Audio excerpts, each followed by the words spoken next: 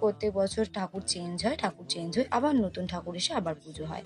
যাই হোক, তারপর আমি আমাদের শিবলিঙ্গকে স্নান করিয়ে, টিপ পরিয়ে, তারপর একটি সুতো বেঁধে দিয়েছিলাম। এই সুতোটা হচ্ছে তার পোশাক। আমার মা যেহেতু নন বেঙ্গলি, তাই জন্য সেই দিক থেকে মায়ের এই রিচুয়ালসটা রয়েছে। বাট আমাদের বাঙালির রিচুয়ালসটা মনে হয় নেই। যদি থেকে থাকে তাহলে হয়তো আমি জানি না, কিন্তু যারা যারা জানো তারা আমাকে কমেন্টে জানিও।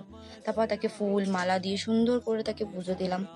পুজো দেওয়ার পর তার সাথে তাকে বেল পাতা দিয়ে, ধূপকাঠি, প্রদীপ সব কিছু দিয়ে পুজো দিয়েছিলাম। তারপর তাকে একটুখানি মিষ্টি দিয়ে দিলাম।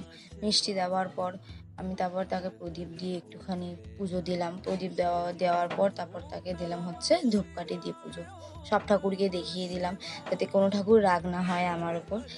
তো তাকে দেখানোর পর তারপর আমি দিলাম হচ্ছে ধূপকাঠি ধরালাম। ধূপকাঠি ধরানোর পর ধূপকাঠি দিয়েও আমি সব ঠাকুরকে একেবারে পুজো দিয়ে দিলাম, যাতে কোন ঠাকুর ধূপকাঠি দেখায়নি বলে রাগ